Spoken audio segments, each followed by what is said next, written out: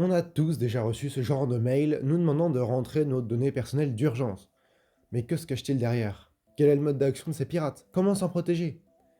Bienvenue sur Stitchy, aujourd'hui on va traiter d'un sujet majeur en cybersécurité, le phishing, ou hameçonnage en bon français. Mais alors, qu'est-ce que c'est que le phishing? Alors, concrètement, c'est une des techniques les plus utilisées par les hackers, ou les gens malveillants en général, pour vous soutirer des informations. La plupart du temps, ils sont passés pour votre banque ou bien votre fournisseur d'internet. On voit assez rapidement que ce qu'il leur faudrait surtout, ce sont vos données bancaires. Autant aller droit au but. Les pirates envoient des emails à un grand nombre de personnes et attendent que quelques-unes tombent dans le piège, le plus souvent des personnes âgées, car elles sont moins sensibilisées au danger. Bon, la plupart du temps, on y trouve un lien ou un bouton qui nous renvoie vers un site internet qui est une réplique, plus ou moins bien faite, de l'organisme pour lequel ils se font passer. Ces mails sont souvent mis en forme de la même manière que l'entreprise pour renforcer la crédibilité de leurs propos. Les pirates ajoutent souvent le logo de l'organisation ou de l'entreprise, ainsi que leur charte graphique. Et si par malheur vous avez cliqué sur le lien, on retrouve souvent sur le site un formulaire à remplir avec tout ce qu'il faut pour le hacker. Nom d'utilisateur, mot de passe et même parfois un numéro de carte bancaire, en vous faisant croire qu'une commande importante a été passée et vous devez l'annuler à tout prix par exemple. Les pirates ne manquent pas d'imagination pour récupérer vos précieuses données. Dans de plus rares cas, le lien que vous cliquez peut déclencher un téléchargement indésirable sur votre appareil. Bon, pas besoin de rappeler que d'ouvrir ce fichier est la dernière des choses à faire. L'interlocuteur joue souvent sur la peur et la nécessité de résoudre le problème au plus vite. Ainsi, on minimise le danger et on fait moins attention aux détails. Mais il ne faut surtout pas répondre à l'email, cela vous fera rentrer dans la boucle. Ok, très bien, mais comment on fait pour s'en protéger? La première façon, c'est d'être au courant que ces techniques existent et comment elles fonctionnent. Informer ses proches, sa famille, et spécialement les moins à l'aise avec la technologie, permet de limiter les risques de donner involontairement ces données aux pirates. La CNIL, Commission nationale de l'informatique et des libertés, donne d'ailleurs quelques conseils sur son site internet pour ne pas se faire avoir. Tout d'abord, le plus efficace est de ne jamais répondre à ces emails, ne pas cliquer sur les liens et ne pas ouvrir les pièces jointes si vous n'êtes pas sûr de la fiabilité de l'information. En cas de doute, il peut être intéressant de contacter directement l'organisme en question grâce à leur contact officiel, sur Google par exemple, et surtout pas à travers celle inscrite en bas de l'email. Cela vous enverra plutôt souvent dans un centre d'appel en Inde. Elle pourra confirmer ou non les informations que vous avez reçues.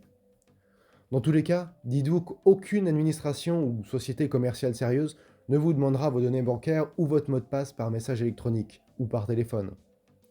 Il faut donc prendre le temps de réfléchir, de se poser avant de faire quoi que ce soit, ne pas céder à la panique. Vous pouvez par exemple vérifier s'il n'y a pas des fautes d'orthographe ou des mots étranges dans le message.